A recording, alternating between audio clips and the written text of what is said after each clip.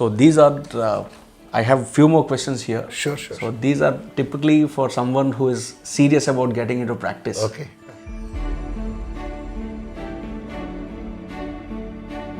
Should someone start practice all alone now, or should someone pick up an existing firm, join there as a employee or as a partner if they deserve that, and then grow in that? If I start on my own, my name will appear. And young CAs should join some of these existing established firms. I know of many audit firms who are focused only on internal audit. Yeah. I know who are like 400, 500 people firm. A chartered accountant who understands the business process, internal controls, his ability to serve as a chief information officer for MSME client 1, client 2, client 3.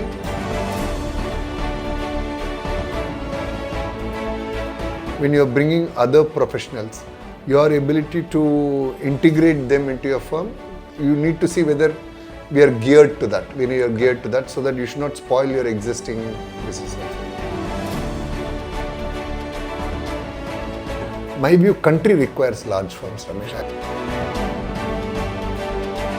Today, the place of location really does not matter. And if you take the IT sector, somebody like Zoho has demonstrated. I think that breadth of exposure gives an enormous amount of professional satisfaction. I like working with entrepreneurs because compliance practice will shrink. No second thought about it. Okay. When you have less money with you, I will not waste my time litigating with you. For example, arbitration and all is a very big area of practice which will score. There are multiple occasions where we discussed about valuation.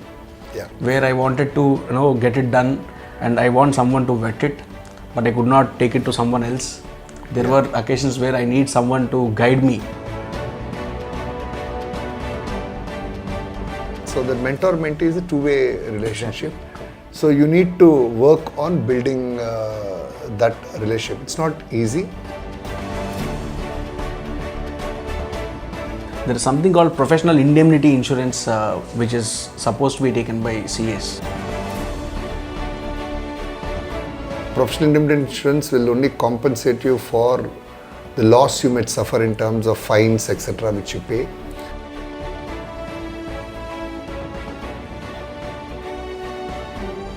I still feel young. Yeah, Now. you are young. Yeah. You are young. So, but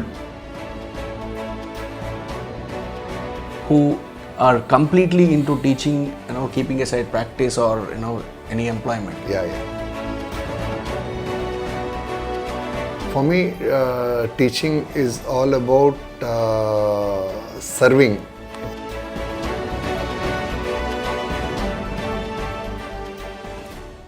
So these are, I have few more questions here. Sure. So these are typically for someone who is serious about getting into practice. Okay. So first question. Okay. Should someone start practice all alone now, or should someone pick up an existing firm, join there as a employee or as a partner if they deserve that, and then grow in that?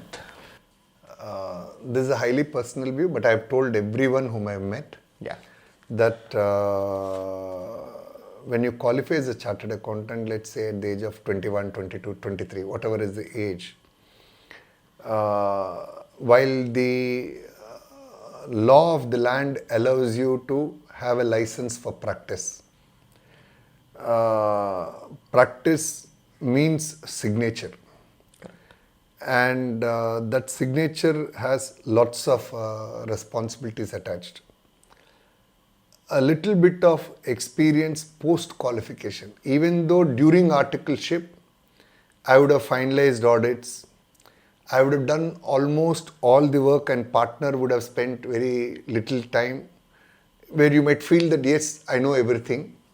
But it's important to understand that partner's little time which is spending is a 30-year experience which is spending. Correct. So he's putting 30 years experience in that 5-10 minute or 1 hour, 2 hours, whatever review he does. True. So it might appear to us that I almost did everything. True. So my recommendation for the newly qualified CS would be not to start practice on their own immediately, not to start. I would prefer that they should work in an existing firm, work for about 3 to 5 years. Post qualification, the way you work and the way you learn is different. Work for 3-5 years. Hopefully you will become a partner in that firm itself. Once you become a partner, it's as good as your firm. Or if you feel that I still want to be entrepreneurial and do something with my ethos, my style of functioning, you can then look at starting a firm on your own. Whether it should be individually or as a group of people, I think it's more to do about what is your strategy of practice. Suppose I want to be in a niche area. I want to be only in, let us say, appeals. I want to be only litigation practice. I want to be in a very niche area. Then even as a solo practice, it's perfectly fine. True. But the moment you want to be in audit, whether it is a statutory audit of companies or internal audit, you require organization, you require a team. The 4 I's principle becomes very important. So you always require one person to do the work, another person to review the work. So you require that scale. So in which case, again, you should decide what type of segment I want to address. I want to be content addressing the lower end of the MSME segment.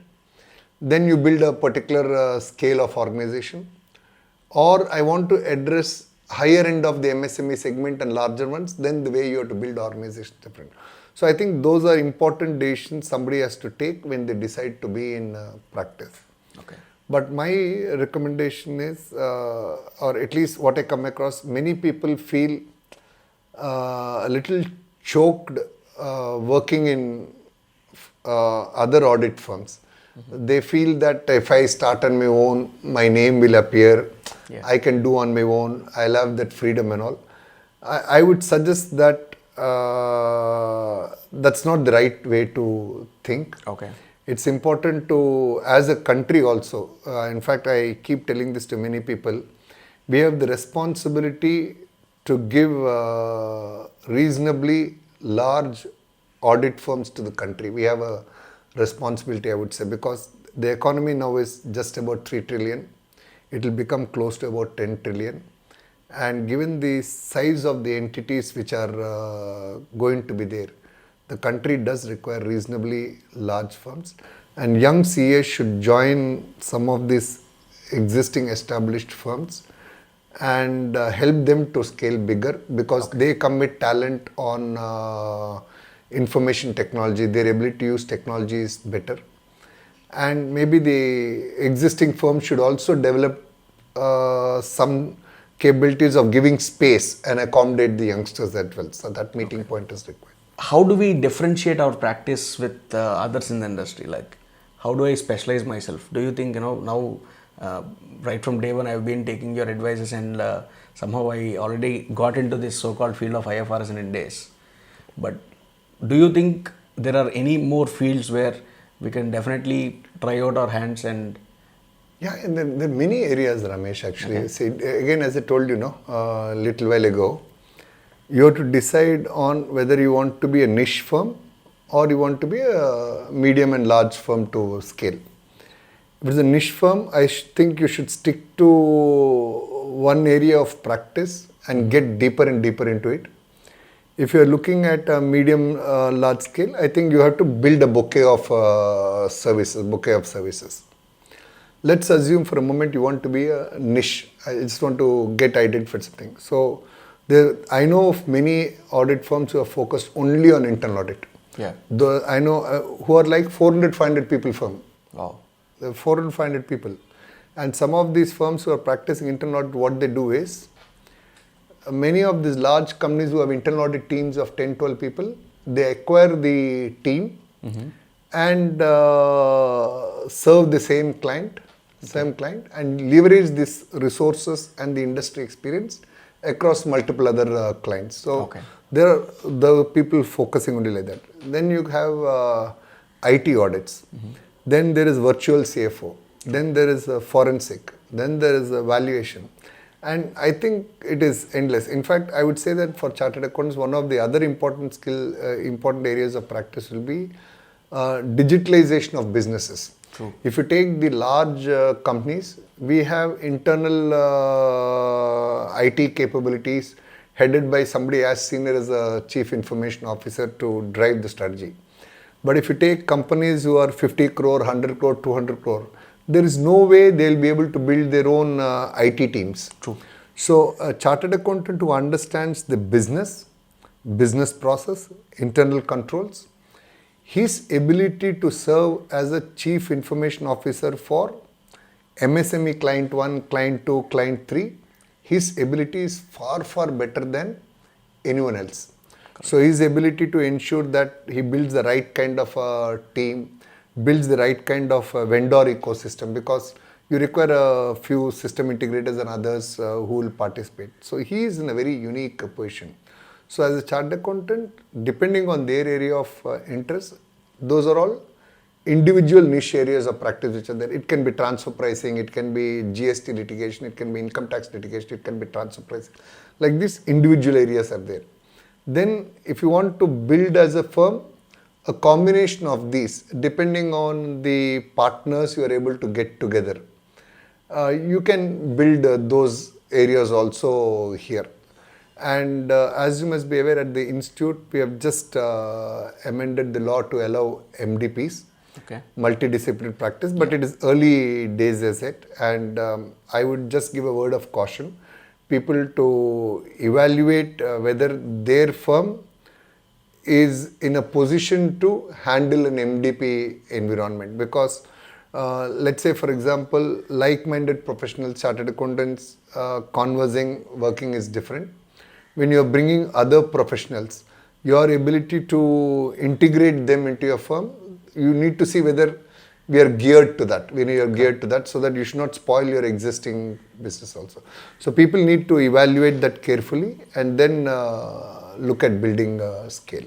But I would request young members, please join existing firms which are 20, 30 years old, and try to see if you can take that firm with your energy and skill sets to the next level in the next 30 years. That's my strong advice. Of course, I want to encourage your own individual entrepreneurship, but my thought is, whether I am starting one and adding 9 people, or there are 9 people and I am joining as a 10th, both are one and the same in a sense.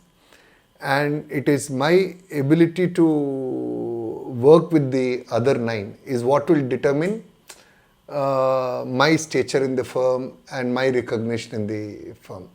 And that way, in the long run, it's a win-win situation for everybody. And my view, country requires large firms, Ramesh. I'm very, very passionate about it. And I would like to see at least 20 to 30 firms from India have global presence in the next 10 to 15 years. And we have the talent, because I'm seeing outside India, the talent available versus talent we have huge talent. It's just that we have to build that organization which will stay together, stick together, and scale to serve businesses outside of India. If we can crack that, I think we are there. Because individually, I find chartered accountants are brilliant. They're very brilliant. Whether it is the senior members or young members, I find individually they're all extremely good. But I think the ability to work together, align economic interests, align their working relationships, I think we have to get that formula right. Okay. It requires a bit of sacrifice. Like I keep giving this example every time. Infosys, you had those 7 people. So you had to allow one person to steal the limelight. for all the 7 to get benefit. So same thing applies here as well. Okay. So there are misconceptions that practice works really well only in metros. So to what extent do you accept that? No, it's not a misconception. Let's understand one thing, Ramesh. If you look at the past, it's a question of the economic activity. Chartered accountant's role is directly linked to how much economic activity is happening. So if the economic activity is happening only in the metros, obviously the opportunities and the nature of exposure you get is only in the metros. So let's understand that reality. But now, thanks to this pandemic, digitalization and all, Exactly. today the place of location really does not matter. And if you take the IT sector, somebody like Zoho has demonstrated that you can be in a tier 4 town and still deliver a global product. Correct. So I think accounting firms are also getting there. And I can't name the firms, but I know a few young chartered accountants who are there in tier 3 cities, not even tier 2, tier 3 towns, where on a digital basis they are serving the clients in metros. They are serving accounting firms in metros. They are serving legal firms in metros. For example, I came across a firm, I think maybe there are 20 people in a tier 3 town, where what they do is for the law firms in a metro, they do the entire back office work. That is preparing for appeals, follow-up, giving the case studies relevant for that. They do all that work on a digital mode. So the law firm is happy because law firms appeal at the High Court, Supreme Court level, and they are also able to get high quality work. You are actually preparing case material for somebody who is going to represent at High Court and Supreme Court. It's not a small exposure, True. So getting that sitting in a tier 3 town is not easy. But they have been able to build that practice. They have a fairly decent office. So I think it's getting there. But let's be realistic that the place where economic activity happens is the place where obviously you will have a need for more chartered accountants. So let's be clear about it. Okay. So do you suggest that people, CS should definitely get into more number of CS should definitely get into practice, or they should choose into industry? I would suggest practice. Is it so? Wow. I would suggest practice. I'll tell you one thing. Yeah. No, practice all said and done. Say, I'll tell you the one. Industry is good. I'm not saying industry is bad. Mm-hmm. But in practice, the ability to apply more knowledge and accumulate more knowledge is there. Like for example, when you do audit of, let's say, annually 15-20 companies, if you're doing an audit, you get exposure to different industries. Correct. You get exposure to accounting standards, audit standards, FEMA, company law, GST, income tax, and there are some trusts you are handling. I think that breadth of exposure gives an enormous amount of professional satisfaction, because ultimately as you travel in your career, you actually derive more satisfaction based on the amount of knowledge you have accumulated and the kind of work which you have done. Yeah. And that kind of exposure you get it in practice. And in practice, the other thing also happens, Ramesh, is you are working with multiple entrepreneurs. Mm-hmm. I somehow like working with entrepreneurs. Yes. I like working with entrepreneurs because they're a different breed of people. The way they think, the way they do is quite different. Yeah. So when you interact with different kinds of entrepreneurs, you learn a lot. So it makes sense to be in practice. Okay. Only thing, people have to be patient in terms of their career success in practice, or economic success in practice. Let me put it that way. Do you still see more business in the traditional tax practice, or the traditional practices what we have been doing all these years? No, compliance practice will shrink. No second thought about it. Okay. But litigation practice will grow. Okay. Litigation practice will grow. And for very simple reason that a lot of this work will get subsumed by technology. I'll give a very simple example. When I did my articleship, I still remember doing salary returns and filing and all. Yeah. It's completely vanished now. And even when the time I was in practice to now, things have changed a lot. So I think we should be I think members also, no, chartered accountants are all aware that that practice is shrinking one. And I think we need to move to litigation practice. But litigation practice will grow for very simple reason that any economy which goes to a developed economy, litigations are common. Litigations are common. What happens, Ramesh, is a small fundamental logic that when you have less money with you, I will not waste my time litigating with you. Correct. When you have a good amount of money with you, I will spend time on litigation. So that's how it happens. So that we will get to that state of an economy. One is litigation with reference to revenue authorities, but there will be other types of litigations also which are there. Probably chartered accountants, given their skill sets of understanding businesses and understanding the various tax implications and all, the ability to solve business litigations is a big area of practice. For example, arbitration and all is a very big area of practice which will scope. In fact, to an earlier question of one of the niche areas of practice is arbitration. Oh, great. Arbitration, yeah. Okay. Now, to be frank, there are few areas in the profession right now where we don't find good resource. You know, if I get a proper work, I don't have a proper resource or a guidance to execute that work, but I am serious about doing such work. And best is, there are multiple occasions where we discussed about valuation. Yeah. Where I wanted to, get it done and I want someone to vet it, but I could not take it to someone else. There were occasions where I need someone to guide me in the practice. Yeah. What would you suggest to, for youngsters who would like to get into those specified areas like be it valuation or forensics? Or insolvency. Yeah, insolvency as well. See, my view, Ramesh, is it's important to build, I keep coming around that network again and again. And even as article student, it's very important to realize that if I'm doing with 20 other students, an articleship firm, where 10 years from now, these 20, 2 of them will be in insolvency, 2 of them will be in valuation, 2 of them will be in Ind AS, whatever. So this articleship, that network which I build and maintain, so 10 years later when I want to be in valuation and somebody has done articleship with me, he is also in valuation and more experienced than me, he will mentor me. So that networking is extremely important. That's one way it happens. Like for example, when I was in practice, taxation was not my strength. But I had an ecosystem of friends and network where on any matter related to taxation, it was just a telephone call away for me, which actually helped me do the work. Correct. That's that. And probably there was a reciprocity where I responded on other matters. That's point number. That's one way to do it.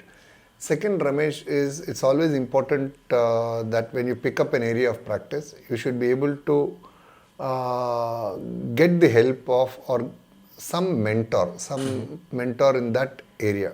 It's not easy to find because when you can't get that mentor relationship just because you want it.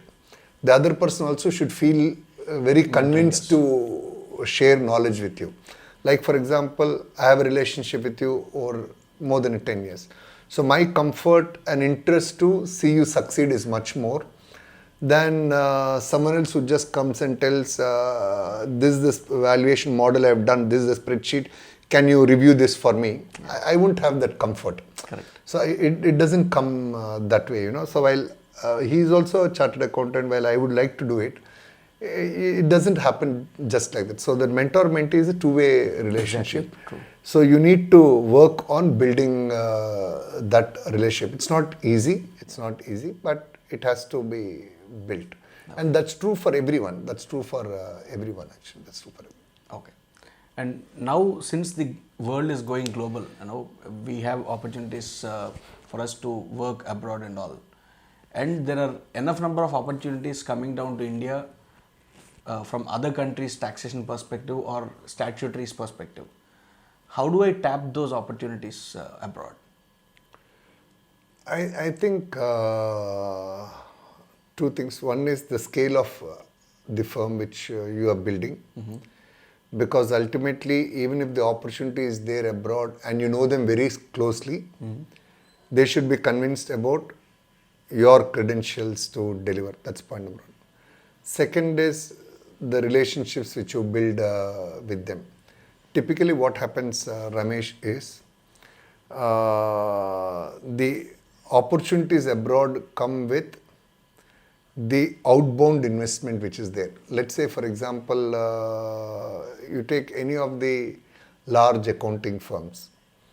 They have a current clientele in, let's say, UK, France, Germany, who are setting up a subsidiary or an associate in India. Yeah. So typically, the work could flow to their counterpart here. Typically, because eventually there's a consolidation to be done, etc., etc., and there's a brand comfort. The same thing applies this way also. So if you are, let's say, auditor of a large industrial house in India, who is setting up shops abroad or offices abroad, and you can say that you can deliver to their expectations. That's how you travel with them. You travel along with the outbound investments. And from India, I think reasonable amount of outbound investments have started to happen. So the best way to build practice abroad is join an international network firm. You have some unique skill sets which you can deliver to them, or your clients who are having outbound investments, align with them and build your practice in those geographies. Okay. So this is the model. These are two ways I have seen. Maybe there are other ways. Okay. There are two questions for me to ask. First one, there is something called professional indemnity insurance, which is supposed to be taken by CAs. But largely, if we observe, not many have taken that advantage of professional indemnity in many places where we see. So, do you think youngsters, at least in this generation, they should take that step forward and get it moving? No, I think that is essential if you're doing audits of public interest entities. Those cases it's required. But the products are also still maturing. Mm-hmm. I would say there's a clear runway of at least 3 to 5 years before it gains more acceptance. Okay.